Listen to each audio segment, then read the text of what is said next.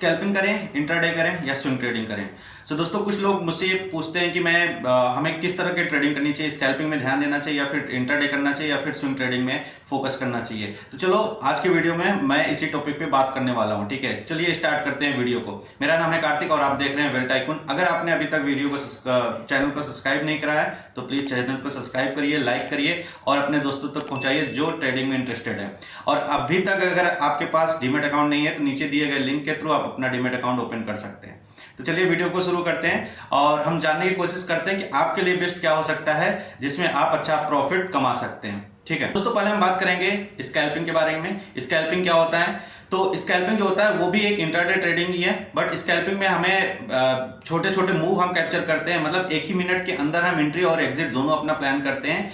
और स्कैल्पिंग में हम मोस्टली 5 मिनट का कैंडल प्रेफर करते हैं या फिर 3 मिनट का कैंडल या फिर 1 मिनट के कैंडल में हम स्कैल्पिंग को ट्रेड करते हैं। जैसे कि कुछ सबके अपनी अपनी स्ट्रेटजी होती है। किसी की स्ट्रेटजी 5 मिनट में अच्छी परफेक्ट है, किसी की 3 मिनट में, किसी की 1 मिनट में। तो अपने हिसाब से आप चूज कर सकते हैं आपको कौन सा टाइम फ्रेम में करना चाहिए। बट अगर आप स्टार्ट कर रहे हैं स्कैल्पिंग में तो मैं आपको सजेस्ट ये करूंगा पहले आप 5 मिनट से स्टार्ट करिए। जैसे जैसे आपका हाथ सेट होता जाएगा आपको वहां पे अपना टाइम फ्रेम चेंज कर सकते हैं, क्योंकि उसमें बहुत ही क्विक आपको डिसीजन लेना पड़ता है। एंट्री और एग्जिट एक ही कैंडल के अंदर आपको एंट्री और एग्जिट लेनी पड़ती है, आप चाहे बाइंग करें चाहे सेलिंग करिए।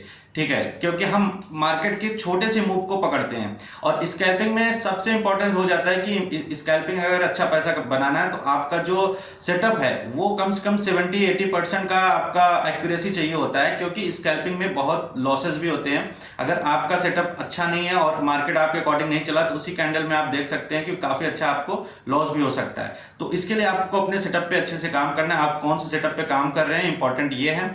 दूसरी चीज ये है कि इसमें थोड़ा हम क्वांटिटी ज्यादा बाई करना पड़ता है। अगर आप बाइंग कर रहे हैं, सेलिंग कर रहे हैं तो उसमें क्वांटिटी का खेल होता है कि अगर आप ज्यादा क्वांटिटी आप उठाओगे, क्योंकि हमें यहाँ पे 50 पॉइंट 100 पॉइंट के लिए स्कैल्पिंग नहीं करते। स्कैल्पिंग छोटे छोटे मूव को कैप्चर करते हैं। बेसिकली 5 से 10 निफ्टी में अगर बात करें 5 पॉइंट 10 पॉइंट, बैंक निफ्टी में अगर बात करें 10 पॉइंट 20 पॉइंट के लिए भी स्कैल्पिंग की जाती है। तो उसके लिए आपको क्वांटिटी ज्यादा लगेगी जिसमें कि आपके कैपिटल की रिक्वायरमेंट भी ज्यादा होगी स्कैल्पिंग में।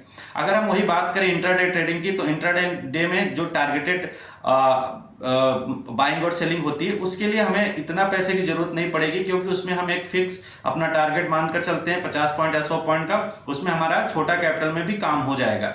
तो इंट्राडे और स्कैल्पिंग तो आप समझ गए हैं। और बाकी स्विंग ट्रेडिंग की अगर मैं बात करूं, स्विंग ट्रेडिंग में क्या होता है, बेसिकली स्विंग ट्रेडिंग एक स्विंग के लिए हम मूव करते हैं। सपोज करिए कि आपका आने वाले 3 दिन या 4 दिन या 1 हफ्ते के लिए आपका व्यू है कि मार्केट आपके ऊपर के साइड जा सकता है, नीचे के साइड जा सकता है। तो उस स्विंग को हम प्ले करने के लिए स्विंग ट्रेडिंग करते हैं। ठीक है, तो उसमें क्या होता है कि उसमें भी आपको कैपिटल की रिक्वायरमेंट ज्यादा होगी और उसमें बाइंग और सेलिंग जो भी आप करेंगे, अगर आप अच्छा क्वांटिटी लेंगे तभी आपको अच्छा वहां पे वो प्रॉफिट बनेगा। और उसमें जो लॉस के चांसेस होते हैं वो थोड़ा सा कम हो जाता है, क्योंकि हमारा टाइम फ्रेम बड़ा होता है। और अगर उस टाइम फ्रेम की बात करें, स्विंग ट्रेडिंग अगर आप प्ले करना चाहते हैं, स्विंग ट्रेडिंग में अगर आप इंटरेस्टेड है तो उसके लिए आप प्रिफर करिए कि स्टार्टिंग करिए 1 घंटे की कैंडल से। 1 घंटे का कैंडल उसमें आप देख सकते हैं। उसके बाद डेली कैंडल भी आपको देखना पड़ेगा और 30 मिनट्स भी आप प्रिफर कर सकते हैं स्विंग ट्रेडिंग के लिए। लेकिन स्विंग ट्रेडिंग में भी कैपिटल की रिक्वायरमेंट ज्यादा होती है, क्योंकि उसमें क्या होता है कि हमें अगर 1 हफ्ते का प्लान है हमारा या फिर 2 हफ्ते का हमारा प्लान है तो उसमें हम बड़े मूव कैप्चर करने के लिए सोचेंगे। अगर जब बड़ा मूव हमें कैप्चर करना है तो बड़ी क्वांटिटी होगी और बड़ा कैपिटल होगा, तो उससे हमें ज्यादा प्रॉफिट होगा। और उसमें लॉस आप 1:5 1:3 के हिसाब से आप रिस्क रिवार्ड रख सकते हैं, जबकि स्कैल्पिंग में ऐसा नहीं है। स्कैल्पिंग में हम 1:2 मैक्स टू मैक्स कर सकते हैं। 1:3 1:5 का हम रिस्क रिवार्ड लेकर नहीं चल सकते स्कैल्पिंग में। स्कैल्पिंग मोस्टली 1:1 ही होता है। बट स्विंग की अगर हम बात करें स्विंग ट्रेडिंग में, तो वहां पे हमें 1:5 1:6 कभी कभी 1:10 भी मिल जाता है। तो वो डिपेंड करता है मार्केट में, मार्केट किस हिसाब से मूव को आपको मूव उस पर्टिकुलर टाइम फ्रेम में दे रहा है। बाकी मैं आपको स्कैल्पिंग की स्ट्रेटेजी भी समझाऊंगा, स्विंग ट्रेडिंग की स्ट्रेटेजी भी आपको बताऊंगा आने वाले वीडियोस में, किस तरह से आप कौन से सेटअप के साथ आप काम कर सकते हैं। बट अगर आप स्टार्ट करना चाहते हैं स्कैल्पिंग में, तो स्कैल्पिंग इस तरह के मार्केट में, जिस तरह का आज का मार्केट चल रहा है उस तरह के मार्केट के लिए स्कैल्पिंग सबसे बेस्ट तरीका है पैसे कमाने के लिए। इसमें आप डेली के स्कैल्पिंग में ऐसा नहीं होता कि डेली का आपको सिर्फ एक ही ट्रेड लेना है। डेली का आप अपना लिमिट सेट कर सकते हैं। स्कैल्पिंग में ब्रोकरेज भी हमारा ज्यादा लगता है, क्योंकि हम मल्टीपल ट्रेड जो है एक ही दिन में करते हैं तो हमारा ब्रोकरेज भी ज़्यादा लगता है, जबकि स्विंग ट्रेडिंग में ब्रोकरेज उतना इफेक्ट नहीं डालता है। हफ्ते में 1 या 2 स्विंग ट्रेडिंग ही मिल पाती है, तो उसके हिसाब से ब्रोकरेज भी हमें कम देना पड़ता है। बट स्विंग ट्रेडिंग के लिए हमें इतना टाइम नहीं लगता जितना कि स्कैल्पिंग में होता है। स्कैल्पिंग हमें रोज और हर घंटे हर मिनट अपना चार्ट देखना पड़ेगा, कैंडल को पढ़ना पड़ेगा, कैंडल को रीड करना पड़ेगा, उसके अकॉर्डिंग आप अपना सेटअप बनाएंगे और उसके अकॉर्डिंग आप ट्रेड लेंगे। बट स्विंग ट्रेडिंग में ऐसा नहीं होता। स्विंग ट्रेडिंग में हम एक बार अपना टारगेट और स्टॉप लॉस लगाकर बैठ सकते हैं। तो अगर हमें टारगेट मिलना होगा उस दिन तक, क्योंकि आपका व्यू बड़ा होता है, उसमें व्यू आपका जो होता है वो कुछ दिनों के लिए होता है, कुछ एक दिन के लिए नहीं होता। और स्कैल्पिंग में जो आपका व्यू है वो सिर्फ कुछ मिनटों के लिए होता है।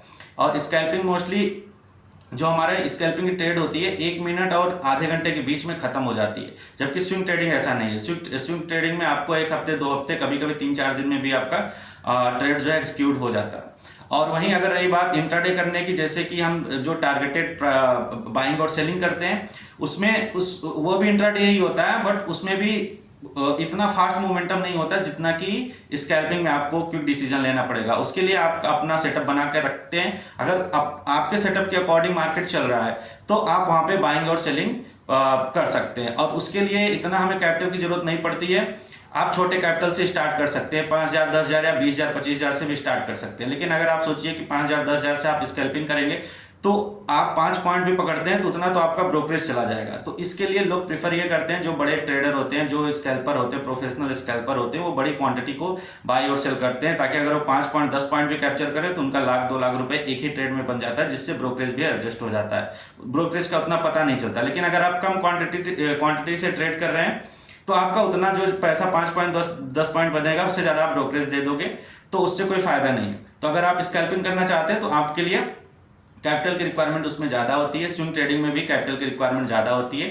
बट अगर आप नॉर्मल बाइंग और सेलिंग करना चाहते हैं तो उसके लिए आप छोटे कैपिटल से भी स्टार्ट कर सकते हैं। ठीक है, तो अगला वीडियो जो मैं बनाऊंगा उसमें मैं आपको स्ट्रेटेजी बताऊंगा कि किस तरह से आप अपना एक सेटअप बना सकते हैं, या फिर जिस सेटअप पे मैं काम करता हूं, जिस तरह से मैं ट्रेडिंग करता हूं, उसको भी आप सीख सकते हैं और उससे आप अपनी स्कैल्पिंग किट जो है अगर करना चाहते हैं तो उसके थ्रू भी आप कर सकते हैं। ठीक है, तो मिलता हूं आपसे अगले नेक्स्ट वीडियो में अपनी स्ट्रेटेजी के साथ। थैंक यू वेरी मच दोस्तों।